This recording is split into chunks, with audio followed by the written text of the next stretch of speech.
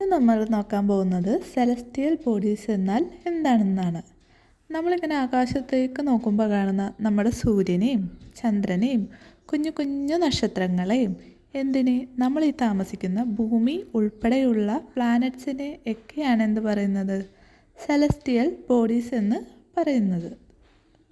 അതായത് celestial bodies എന്നാൽ അതിൽ സൂര്യൻ വരും, ചന്ദ്രൻ വരും, നക്ഷത്രം വരും, എല്ലാ പ്ലാനറ്റ്സും വരും. ഇതിൽ ഒന്നാമത്തെ ആളാണ് സ്റ്റാർസ്. സ്റ്റാർസ് എന്ന് പറഞ്ഞാൽ ചില ഗ്യാസസിനാൽ നിർമ്മിതമായ, അതായത് ഗ്യാസസ് കൊണ്ട് മെയ്ഡായ സെലസ്റ്റിയൽ ബോഡീസാണ് എന്ത്, സ്റ്റാർസ്. അവർക്ക് ഭയങ്കര ചൂടായിരിക്കും, അതുപോലെ തന്നെ അവർക്ക് സ്വന്തമായിട്ട് ലൈറ്റും ഉണ്ടാകും. അവർ വലുതായിരിക്കും, അവർക്ക് ഭയങ്കര ഹീറ്റായിരിക്കും, അതുപോലെ സ്വന്തമായിട്ട് ലൈറ്റ്സും ഉണ്ടാകും. അവർക്ക് ചൂടിനെയും വെളിച്ചത്തിനെയും ഒന്നും വേണ്ടി മറ്റുള്ളവരെ ആശ്രയിക്കേണ്ട കാര്യമില്ല. സ്റ്റാർസ് സ്വന്തമായിട്ട് ഹീറ്റുള്ളതും സ്വന്തമായിട്ട് ലൈറ്റുള്ളതുമായ ഒരു സെലസ്റ്റിയൽ ബോഡിയാണ് സ്റ്റാർസ്. അതിനൊരു വലിയൊരു എക്സാമ്പിളാണ് സൂര്യനല്ലേ നമുക്ക് ചൂടും വെളിച്ചമൊക്കെ തരുന്നത്. യെസ്, അപ്പോൾ സൂര്യൻ ഒരു സ്റ്റാറാണ്. Sun is a star. സൂര്യനിൽ നിന്നാണ് നമുക്ക് വെളിച്ചവും ചൂടുമൊക്കെ ലഭിക്കുന്നത്. അപ്പോൾ നമുക്ക് സംശയം വരും, അപ്പോൾ നമ്മുടെ എർത്ത് എന്തുട്ടാണ് അല്ലേ? എർത്ത് എന്താണെന്ന് വെച്ചാൽ എർത്ത് ഒരു പ്ലാനറ്റാണ്. പ്ലാനറ്റ് എന്ന് പറഞ്ഞാൽ ഒരു സെലസ്റ്റിയൽ ബോഡി തന്നെയാണ്, പക്ഷെ അതിന് സ്വന്തമായിട്ട് ചൂടോ വെളിച്ചമോ ഒന്നും തന്നെ ഉണ്ടാവില്ല. സൂര്യൻ്റെ പോലെ ലൈറ്റോ കാര്യങ്ങളോ നമുക്ക് സ്വന്തമായിട്ടുണ്ടോ? ഇല്ല. നമുക്ക് എവിടെ നിന്നാണ് ലൈറ്റും ചൂടും ഒക്കെ ലഭിക്കുന്നത്? നമ്മുടെ സ്വന്തം സ്റ്റാറായ സൂര്യനിൽ നിന്നാണ് നമുക്ക് വെളിച്ചവും ചൂടുമൊക്കെ ലഭിക്കുന്നത്. നമുക്ക് സൂര്യനിൽ നിന്നാണ്. നമ്മുടെ സ്വന്തം ഭൂമിക്ക് സ്വന്തമായിട്ട് ലൈറ്റോ ചൂടോ ഒന്നും തന്നെ ഇല്ല. അതുകൊണ്ടാണ് നമ്മൾക്ക് സൂര്യൻ രാത്രിയാവുമ്പോൾ നമുക്ക് രാത്രി വരുന്നത് സൂര്യൻ്റെ വെട്ടം നമ്മളിൽ നിന്ന് അകലുമ്പോഴാണ് നമ്മൾക്ക് രാത്രിയാവുന്നത്. അതുപോലെ തന്നെ സൂര്യൻ്റെ വെട്ടം ചൂടൊന്നും ലഭിക്കാത്ത അന്റാർട്ടിക്കയിലൊക്കെ മഞ്ഞാണല്ലേ, ഭയങ്കര തണുപ്പാണ്.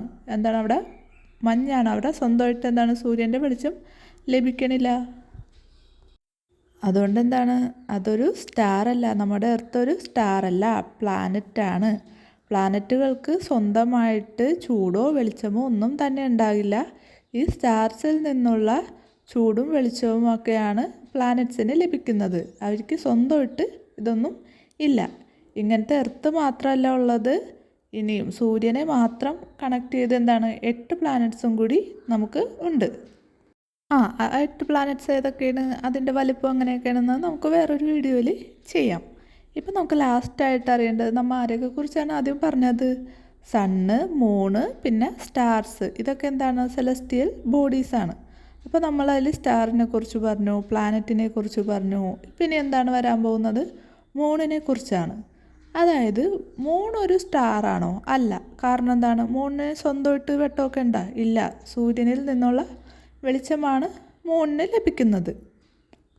എന്നാൽ മൂൺ ഒരു പ്ലാനറ്റുമല്ല. പക്ഷേ മൂൺ ഒരു സാറ്റലൈറ്റാണ്. അതെ, മൂണ് പ്ലാനറ്റുമല്ല, ഒരു സ്റ്റാറുമല്ല, ഒരു സാറ്റലൈറ്റാണ്. സാറ്റലൈറ്റ് എന്ന് വെച്ചാൽ ഒരു പ്ലാനറ്റിനെ ചുറ്റി കറങ്ങിക്കൊണ്ടിരിക്കുന്ന സെലസ്റ്റിയൽ ബോഡിയാണെന്ത്, സാറ്റലൈറ്റ്. അപ്പോൾ നമ്മുടെ എർത്തിനെ ചുറ്റി കറങ്ങിക്കൊണ്ടിരിക്കുന്ന സാറ്റലൈറ്റാണ് നമ്മുടെ മൂൺ. അപ്പോൾ മൂണ് പ്ലാനറ്റല്ല, മൂണ് സ്റ്റാറുമല്ല, മൂൺ സാറ്റലൈറ്റാണ്. ആരുടെ സാറ്റലൈറ്റാണ്? എർത്തിൻ്റെ സാറ്റലൈറ്റാണ്. അപ്പോൾ നമ്മൾ ഇന്ന് എന്തൊക്കെയാണ് പഠിച്ചത്? സെലസ്റ്റിയൽ ബോഡീസ് എന്നാൽ എന്തൊക്കെയാണ്?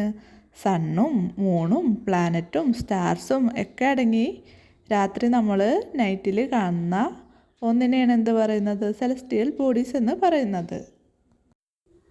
ഈ സെലസ്റ്റിയൽ ബോഡീസിൽ സ്വയം ചൂടും വെളിച്ചവും ഉണ്ടാകുന്നവയെ നമ്മൾ പറയുന്നു? സ്റ്റാർസ് എന്ന് പറയുന്നു. സൂര്യൻ ഒരു സ്റ്റാറാണ്. ഈ സ്റ്റാറിൻ്റെ വെളിച്ചവും ചൂടും ലഭിക്കുന്ന മറ്റു സെലസ്റ്റിയൽ ബോഡീസിനെയാണ് നമ്മൾ പറയുന്നത്? പ്ലാനറ്റ്സ്, അല്ലെങ്കിൽ സാറ്റലൈറ്റ്. എർത്ത് ഒരു പ്ലാനറ്റാണ്. എർത്തിനെ ചുറ്റി കറങ്ങുന്ന മൂൺ ഒരു സാറ്റലൈറ്റും ആണ്.